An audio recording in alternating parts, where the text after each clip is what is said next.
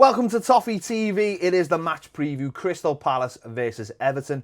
This video is sponsored by OneFootball. OneFootball's app makes it easier to find all the latest scores, stats, and latest news all in one place. To download the OneFootball app, click the link in the description. Crystal Palace away, Baz.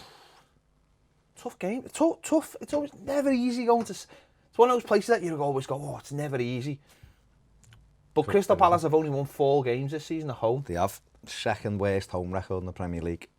Only better rather than Huddersfield, who've won 2. But very good away from home, which has been why they're comfortably safe in the Premier League. It'll be a really, really tough game. The forward players they've got obviously makes it very difficult. Christian Benteke scored his first goal in about 15 years at the weekend against Arsenal. Pretty much. So it's going to be a tough game for Everton. And falls into the bracket, I suppose, of we'll know more about the squad. After, then you probably learn more again this weekend than he learned, last weekend against Manchester United. Yeah, I mean, for us, we're going in the hunt for 7th place. For me, I think, a minimum for me is 6 points from the remaining 3 games, absolute minimum. So Saturday is an opportunity, I think, especially with their home record and the form we've been in at home, to try and get 3 of those points before we play Burnley next Friday night. So we've got to be going there confident, haven't we? Confident that if we put in a performance like we have been at home, then we've got a good chance of winning this game. But if we turn up like we did at Craven Cottage, then Crystal Palace will beat us, because they're good enough to beat us if we play like we did at Fulham. Yeah, definitely. I think anybody in Crystal Palace's under 15s would beat us if we turn up like we did at Fulham. We had a really, really poor afternoon at Fulham, didn't we? Nobody turned up, and it was one of those games. And who knows, if we'd have scored the first goal, maybe things would have been different. But Fulham got the 3 points they deserved that day, and we had to lick our wounds a little bit, and we recovered really well, obviously, last week against United, battered United. And the key now we need a performance like we saw at West Ham. This reminds me a little bit of going into the West Ham game, where I was looking and thinking, tricky game, they've got players that can hurt you. Can we get the first goal and build on it? And that day we went out, and from the first whistle, we were all over them, and we scored after 4 minutes, Kurt Zouma with the header, and we didn't look back, in that game. We should have scored 5 or 6 that day, really. Yeah. So this will be similar for me. Again, it'll be about, in my opinion, us getting the first goal. I think definitely. If we can get the first goal, we can build from it. Yeah. You mentioned in one of the shows we've done this week about us never coming from behind. That's the next thing we have to do. But I hope Saturday isn't the case of that. I hope we go out, score the first, the second and the third, and get big win. Because I'm like you, I was looking, I've been doing that little thing where you look at everybody's fixtures, and I think... I haven't actually been doing that. I have. Well, last night it was really, just had a look, because when I thought Watford had battered Southampton, and obviously Shane Long scored the quickest ever Premier League goal, and so you start looking at games, because that for me was a given for Watford, and they ended up equalising in injury time. So, I can see Watford getting about 54 points. I can see Wolves getting about 53. I think Leicester will only get 50. I think they'll only get a couple of draws and a defeat. So for Everton, if they could get if we could win Saturday, then the incentive there, then Burnley at home, beat them. And then, in my opinion, I think that'll be enough to get us into the Europa League. And then obviously we go to Tottenham on the last day, and they could have a Champions League final to prepare for. I mean, you've got to do your part, haven't you? Everton have got to do their part, haven't they? If they want to finish 7th place, we've got to win. For me, we've got to get 55 points at least. So, regardless of what anyone else does, and also, I mean, it's 2 winnable games there. You want to finish the season on a high point. You want to finish it with confidence, and also the way we're playing, the way we have been playing in the majority of the games recently, suggests that should be the way we play on Saturday. But then you can't help but look back at Fulham You can't help but look back at the last 30 minutes against Newcastle. Okay, West Ham, we were very, very, very good. And that's the problem, isn't it? For as good as we've been at home, the away form is still one of the problems. You know, we still. Well, we've the last 4 away games we've won 50% of them, which is quite a lot really for Everton because we haven't got a great. We've only won 5 away games all season, so 2 of them have come in the last 4 away games. We should have won at Newcastle, and like I said, we didn't deserve a thing at Fulham. So, but these are the games, aren't they, where you look at them and go, well, we should. These have only won 4 games at home. They've obviously, I think one of Palace's big problems all season is they can't put the ball in the back of the net. And when they do score, well, no, I'm just saying it as it is. When they do score, it tends to be from penalties because they've got 8 million penalties this season, or set pieces. Yeah. And that the set pieces or the penalties come from Zaha because he's so dangerous, because he's so strong. He's so strong on the ball that, and he is. I mean, listen, when he comes to Goodison, I thought he made a bit of a fool of himself because ridiculous. His antics were, and I've heard this from other people, his antics were pathetic because he does get fouled a lot because he's such a good player, and he's a brilliant player. I hold my hands up to that. He's a very, very good player, but his antics at times border on petulance. And I know, listen, he got sent off at Southampton, and he shouldn't have been sent off at Southampton.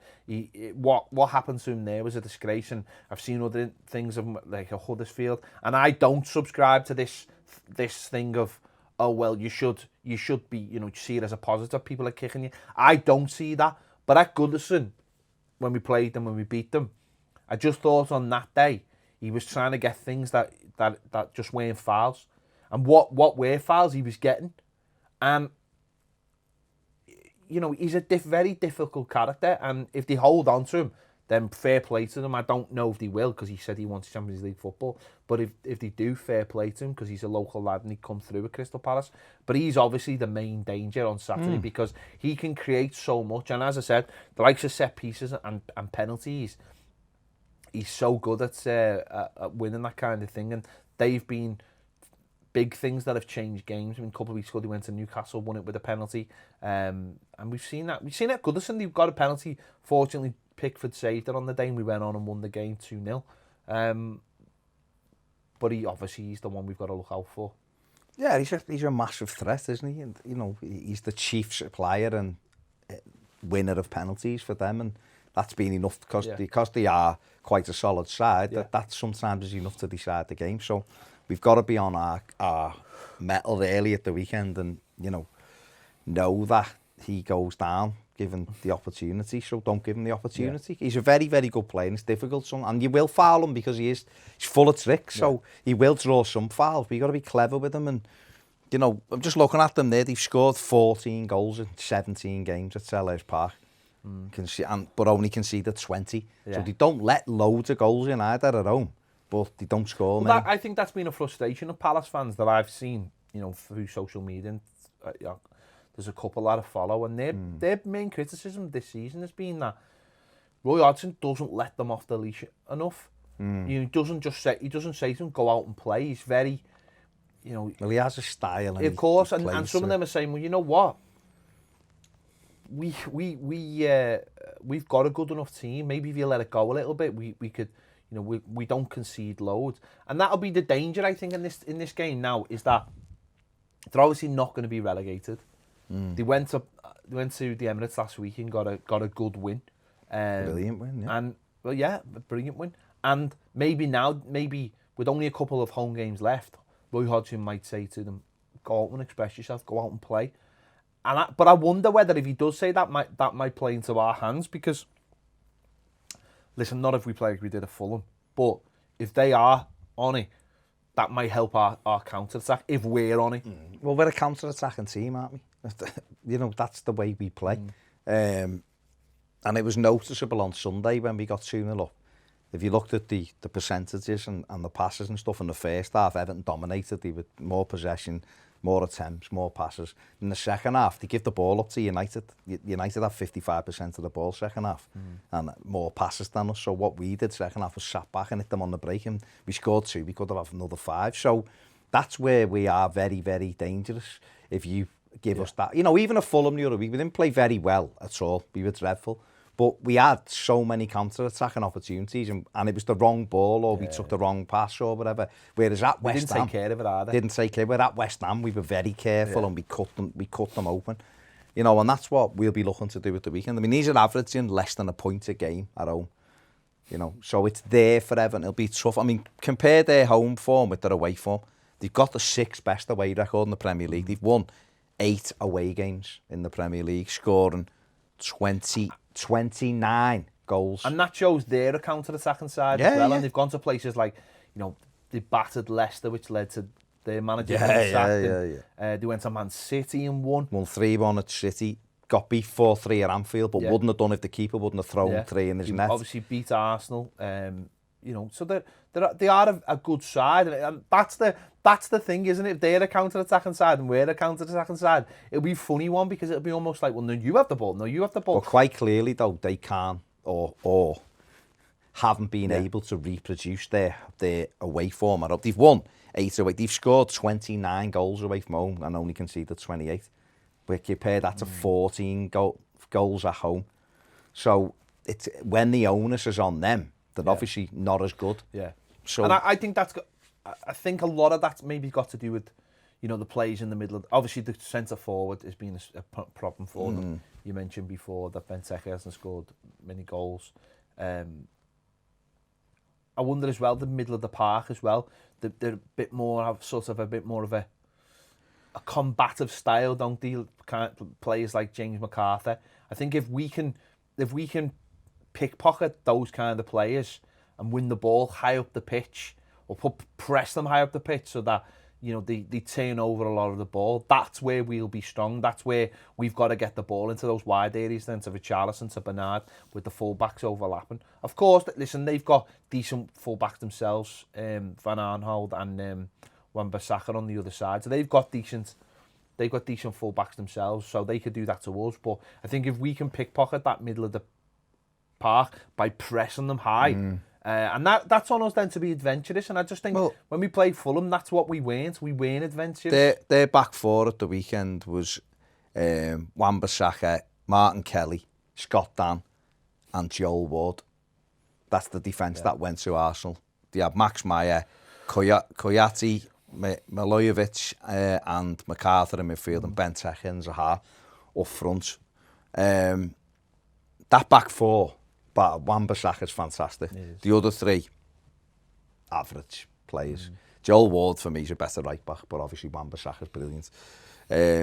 So they can be got at. Wayne Hennessy in goal? No, they had he would have been watching the History Channel, wouldn't he? He would have, trying to learn about research, that. a bit of research. Apparently, the subs, Hennessy, Van Aanholt, Reader Weld, remember him? There's a link with Everton when McGibbon was here. Andros Townsend, Bakary Sakho, Ayew and Michy Batshuayi were subs, so their bench is quite strong. I mean, Batshuayi, if he comes into the team, he's. I mean, I don't know whether he'll change the team, but Batshuayi's obviously, he's a danger. You've got to look out for him. And as we said, Zaha, Townsend is one of those players that on his day can just produce something fantastic, but obviously hasn't got that consistency. Otherwise, you know, he'd still be at a Tottenham or someone like that. But I look at that middle of the park, and I do think that if we, you know, I think Garner will be massive in this game. I imagine he'll play Snydland again. I don't think he'll change the side. How could you? Why would you? But I think those two in the middle of the park, Garner winning a lot of the ball, get into, and this is where Sigurdsson's going to be massive in this game for me. I mean, I thought it was a brilliant description of him on Match of Day 2 the other day, saying he's the brains of the team. If he gets hold of the ball and he can dictate, but then you need Bernard and then you need Richarlison to be on it, and you need those fullbacks, and there has to be ambition. And Dominic Calvert-Lewin's going to have to put a shift in, because he's up against 2 tough centre-backs there. Regardless of what you say about their football ability, they're the kind of centre-backs that will give Dom, we'll know he's in a game. Exactly, they'll give Dom a tough game, and he'll have to bring in his other skills there, and that's where you'll see whether he's got it physically back to goal, whether he can bring other play when he's up against those kind of players.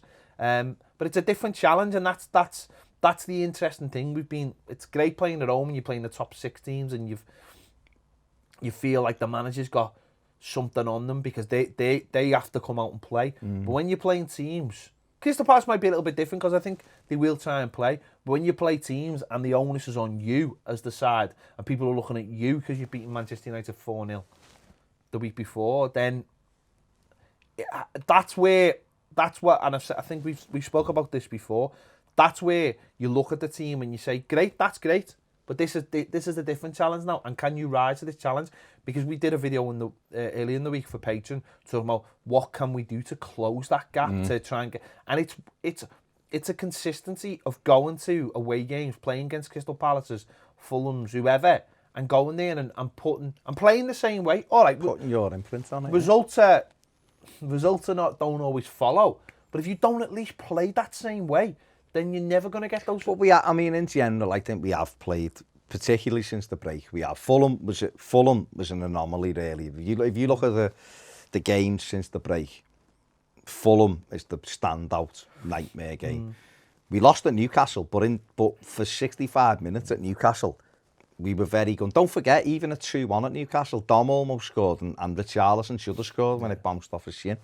So we still had opportunities. We just caved in a little bit due to long balls into our box. Other than that, we have played that way. We played that way at West Ham. We played away at Cardiff. So we tried to, since he's got his team. Obviously, Saturday, there's a bit of a doubt over Richarlison, so we're not going to know until he does his pre-match press conference whether Richarlison is fit or not, with the rib injury.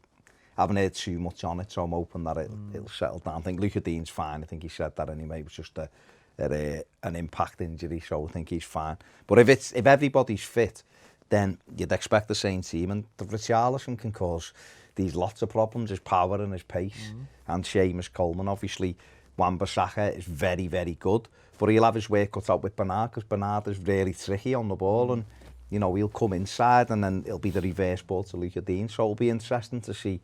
We do use the left side more than we use the right side, but sometimes that can flip over. And for Fulham away, we used the right side more than the left, which was mad.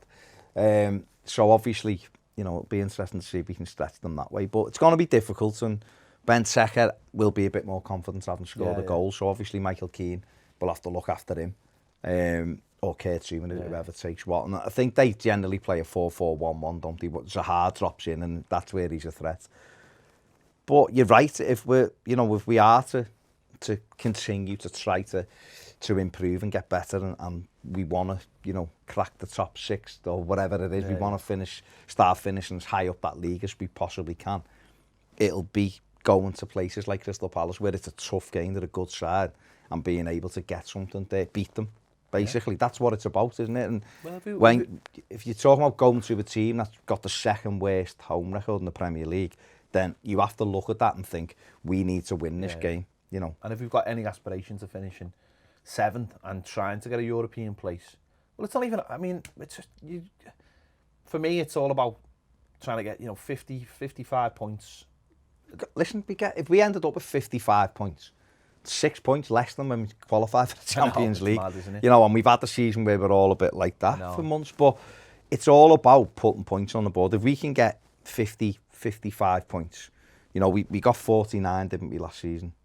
So we've equalled that as it stands. We've got 3 games to go. So we get 55 points.